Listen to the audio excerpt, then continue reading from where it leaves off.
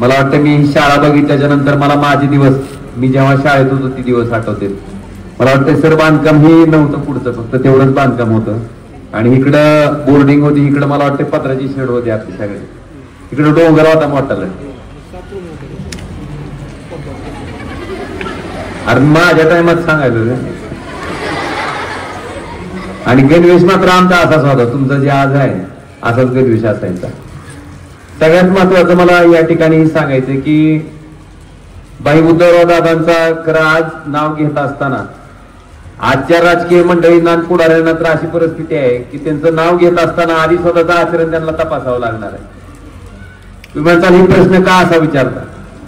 कारण आज राजकारण असं झालंय, जिकडं खोबरं तिकडं चांग भरलं. काय संदेश द्यावा, काय सांगावं पुढच्या पिढीला? मला वाटतंय आजच्या राजकारणाचं उदाहरण घेण्यापेक्षा तुम्ही खास करून मला तुम्हाला आवर्जून सांगायचंय की बाई उद्धवराव दादांचं त्या ठिकाणचं उदाहरण आयुष्यभर तुमच्या लक्षात ठेवण्यासारखं, आणि त्यांना आदर्श म्हणून जर तुम्ही आयुष्यात त्या ठिकाणी काम करायला सुरुवात केली तर 100% तुमचं आयुष्य त्या ठिकाणी सफल झालं असं त्या ठिकाणी मी खात्रीने सांगतो की म्हणतो.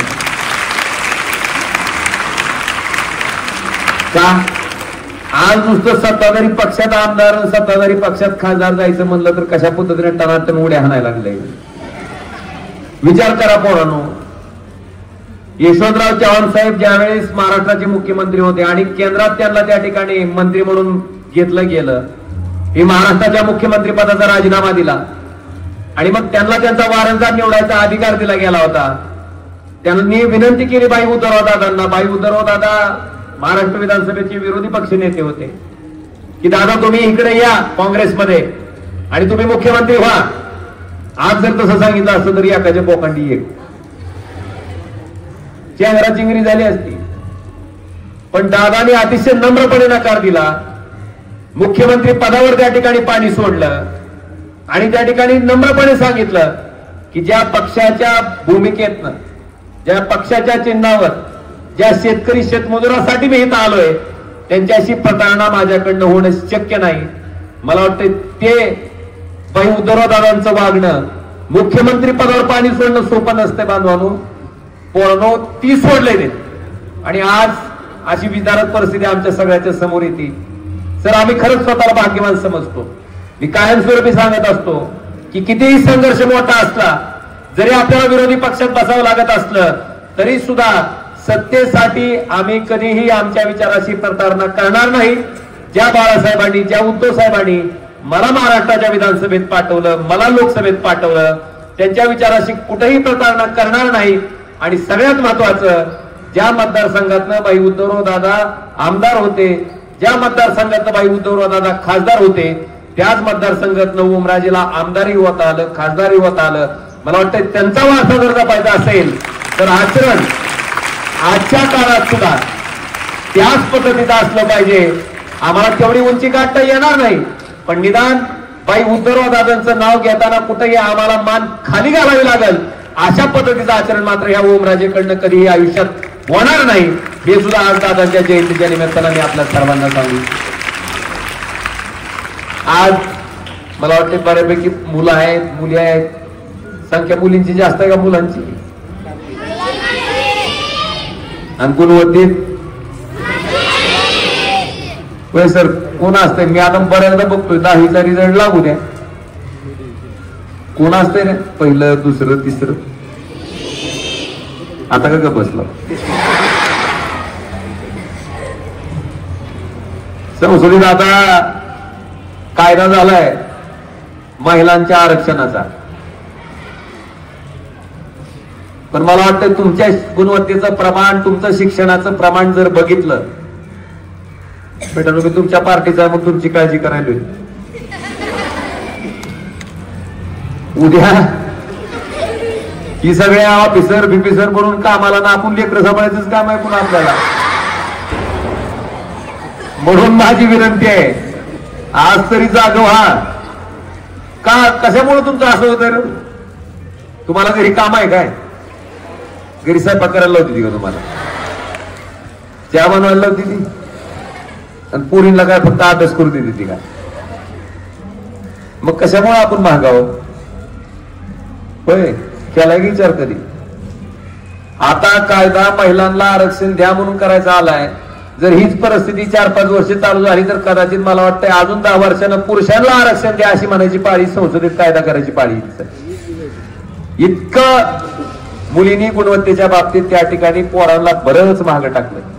तुमचा युपीएससीचा निकाल लागू द्या, 10वीचा निकाल लागू द्या, 12वीचा निकाल लागू द्या, नीटचा कुठलाही निकाल लागू द्या, प्रत्येक क्षेत्रात मला वाटतंय मुलींनी त्या ठिकाणी अगदी एक पाऊल पुढे जाऊन गुणवत्तेच्या बाबतीत चांगल्या पद्धतीचं काम केलेलं आहे.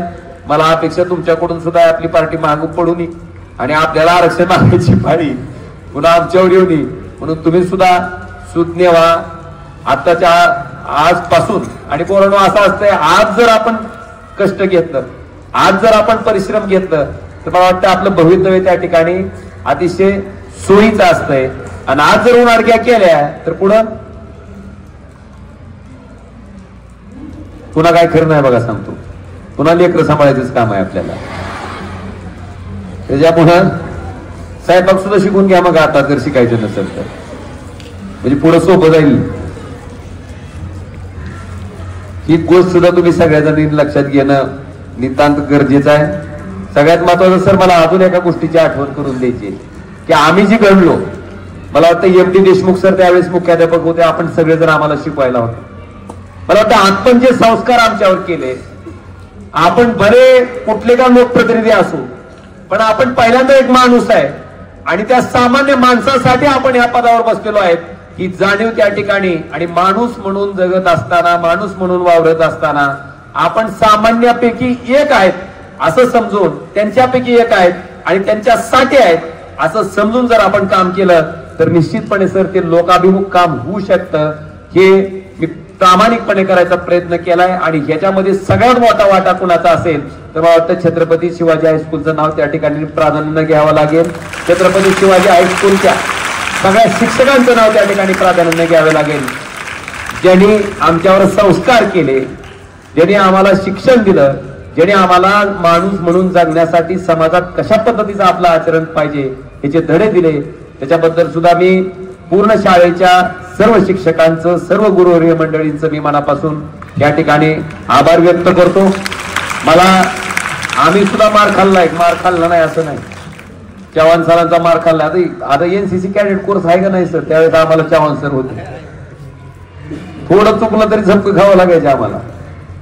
बीजगणितीच्या बाबतीत सुद्धा जर आमचं वर्गात आल्याच्या नंतर आम्हाला उदाहरणं दिली जायची, त्यातनं जरी चुकलं तरी सुद्धा आम्ही प्रसंगी मार खाल्ला.